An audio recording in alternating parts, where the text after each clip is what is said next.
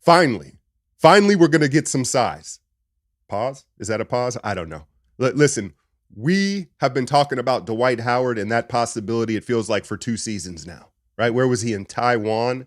He was out of the league. And Shams breaks the news yesterday that early next week, the Warriors are bringing in Dwight Howard for 2 days. They're going to work him out. He's going to meet with Kerr and Dunleavy. And what they're really interested is in what role is he willing to play? Does he understand the role they want him to play? And is he all right with that? Obviously, they want to check him out physically, what type of shape he is. He is 39 years old, is he? Right? But he's a specimen. He's a guy that's always in shape.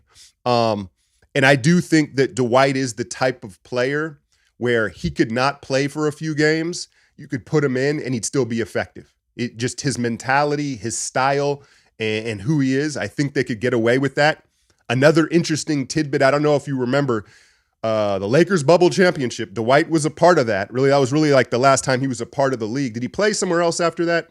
But that was listen, here's the deal with Dwight.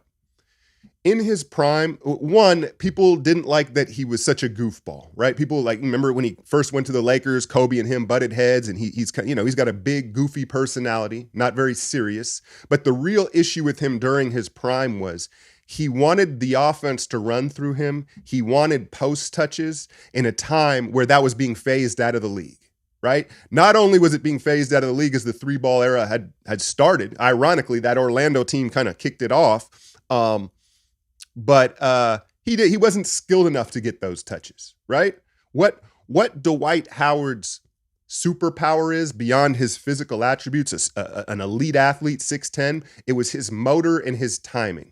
Because there are a lot of big athletic guys in the league, and his rebounding and blocking numbers are Hall of Fame level. And again, his prime in Orlando, what he did, you can't teach that timing and you can't teach that motor. And yes, he's much older now, but I don't think that those two traits have left him.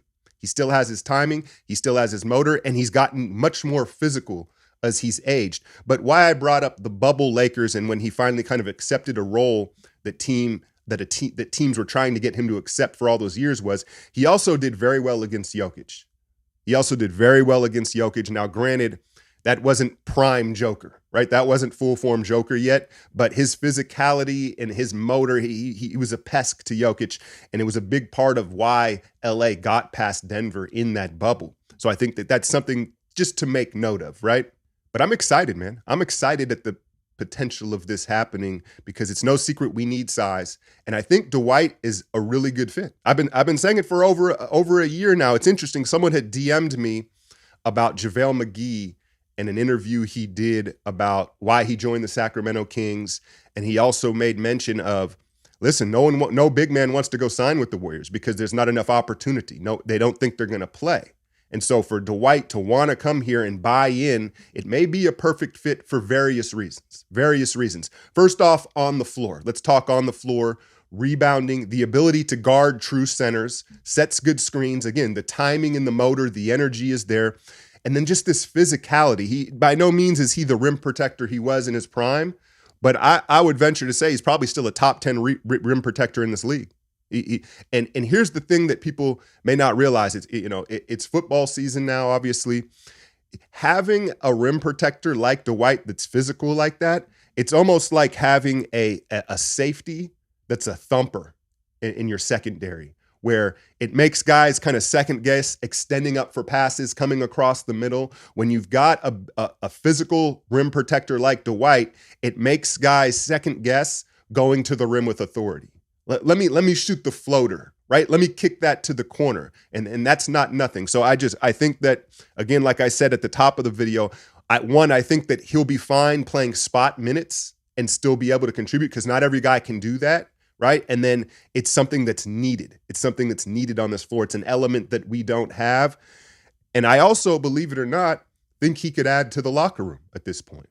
I really do, in the sense of, listen, who are the two loudest voices in this locker room this season? Draymond and Chris Paul, right? Not exactly bundles of joy, you know? And so in contrast, Dwight could be someone who lightens the mood, right? You need both of those, right? And JaVale was that at times in the past, right? But he can, have fun and lighten the mood. Steph will like that. And so, yeah, I'm really excited about the possibility of him coming in. And honestly, my concern, we got to talk concerns here. It's not that he won't play or won't help. It's that somehow he cuts into Kuminga's minutes. Honestly, that would be my concern. Wouldn't it be ironic if Small Ball Steve, as y'all call him, all of a sudden fell in love with some sort of jumbo lineup this year, and it was like Dwight and Sarch, and it's like, oh, like, what is this? What is that? That would be a little bit of my concern. But other than that, yeah, I'm excited to hear this. I hope that it comes to fruition. Now, before we get into this other roster news, Underdog Fantasy. Click the link in the description. Use the code Alchemy. Get 100% bonus on your first deposit. It's really a great way to support the channel right now. It really is. Let me give you my pick'ems here. There's a 100K Sunday giveaway, and they're doing this every week. This week, it's Tua's total yards. If you put that in your pick'em, they're giving 10 people 10K. So that's going to be in mind. Tua, total yards, I'm going higher. Now, it is against New England, but that offense, it might be the most explosive in the league. And then my two other pick'ems, I'm going to stay with some Niner stuff here. I'm going to say Bosa is going to go higher than 0.5 sacks. So Bosa's going to get a sack. I think he's going to, look better, and he takes some pride in that he didn't get one. He was a little rusty. And then how about Brock Purdy? Higher than 7.5 yards rushing. And why I'm taking that is because I assume Donald is going to flush him out of the pocket, and he's going to have to do some scrambling. So those are my Sunday pick'ems for Underdog. Link in the description. Usman Garuba, 6'8", 220 pounds, 7'3" wingspan, 21 years old, was a first-round pick by the Houston Rockets 2 seasons ago by way of Spain. And he is the archetype of a big, switchable front court defender, a defensive-minded guy who can switch out on the perimeter. Didn't get a ton of opportunity for the Rockets, but at one point he got the reason he was drafted in the first round was how he played in the previous FIBA and overseas, and how he was able to match up. I believe he had a game against Durant where he guarded Durant very well. That definitely jumped his stock, but he didn't get a ton of opportunity in Houston. They let him walk, and the Warriors have signed him to a 2-way contract.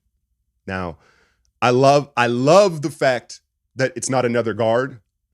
And I like the archetype of Garuba. Now, whether that comes to, fruition or not, and he can live up to the potential, we will see. But on paper, in theory, he is a front court switchable player who can get out on the perimeter, switch, guard big wings, run the floor. Because he comes from international play, I imagine he will pick up the system pretty quickly. Just, ball movement, screening away, and that type of stuff, I think is, these international players, that's more of their style anyway. So I think that fits.